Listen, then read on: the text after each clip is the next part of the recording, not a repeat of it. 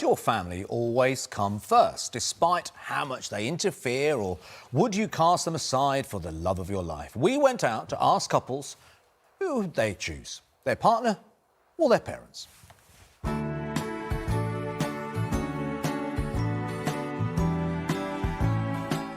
Oh, that's a tough one. It's a tough question, yeah. I'd probably pick my partner, just because my parents get really annoying. Well, partner. Yeah, because she's here. I couldn't say anything different. Partner, definitely. Yeah, partner, yes. I couldn't really choose. Is that an answer? No, because at the end of the day, you'd be upsetting the other person. I'd probably go with my parents, I'm not gonna lie, I'm sorry. I follow you, partner. Right answer. I mean, it's a tricky question, isn't it, when we ask people that? When they stood next to their partner, there was only one person who went against it. Yeah, what are they going to say? Yeah. Yeah. Joining us now is TV personality Trisha Goddard, who says she'd always pick her partner over her parents. And I can't believe this. TV and radio broadcaster Neve Spencer, who believes family always comes first. Neve, let's come to you first. So you're saying you would choose, in a family dispute or any kind of difference, in the end, when it came down to it, you would choose, if you had to, your mum or your dad over your husband? Without a doubt. And that's purely because I have no other way. I'm Asian. We don't get to make those kind of choices, no. But seriously, parents are such a big part of our lives. Every decision we make is kind of steered by them in our culture. And also, traditionally, they play a huge part in the person that we pick. So for Asian culture, that's kind of how we do things. I appreciate it's not for everyone, but that's just how we do things, So have you had circumstances, have you had times in your life where you've had a dispute with your husband and you've had to make that quite brutal decision over something? Oh, I mean, I'm very, very close to my mum, and she's extremely supportive. And I kind of talk to her whenever, something arises that I need her support with.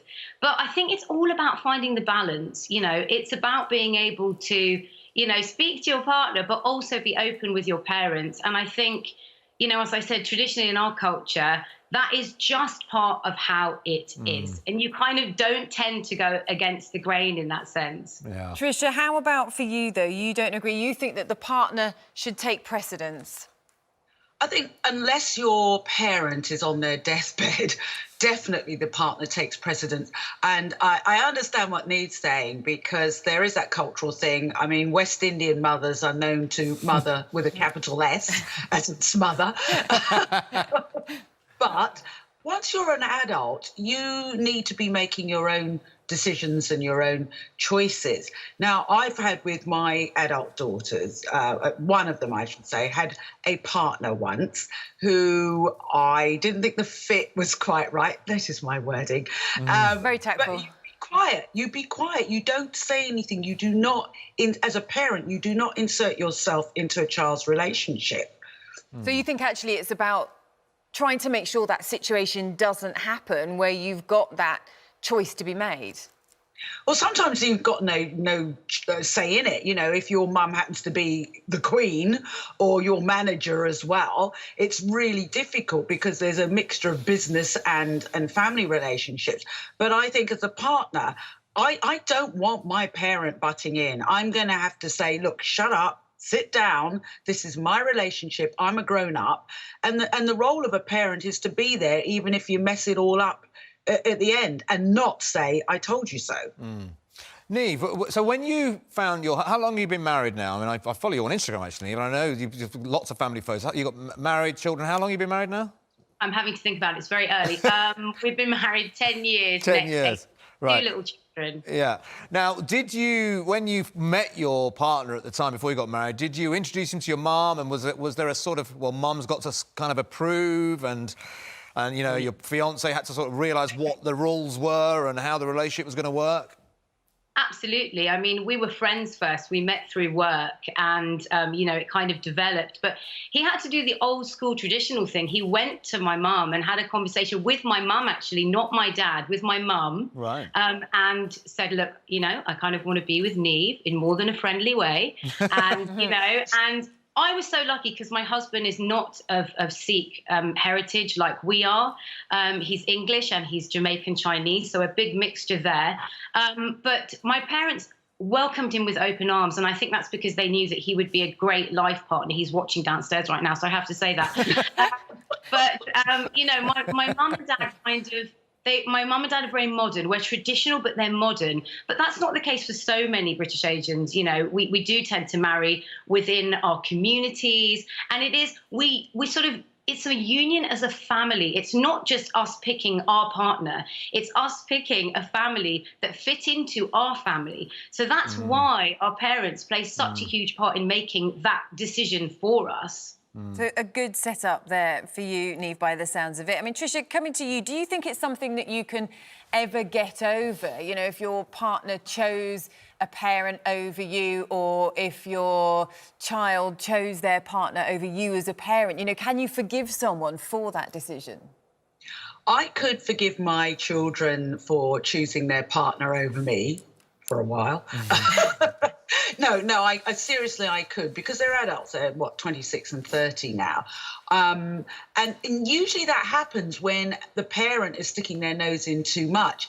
My mum, my late mum, was fiercely loyal, and it's only after relationships that she actually would voice her concerns, and maybe she didn't particularly like that person or didn't think they were the right person for me.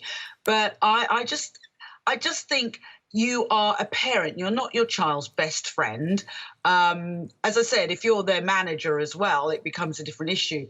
But I think it's forgivable because we've all got to live our own lives, and we've all got to learn, and we learn at different speeds. I mean, some of us, like me, are pretty slow learners when it comes to relationships. I'm hoping I've got it right in my 60s.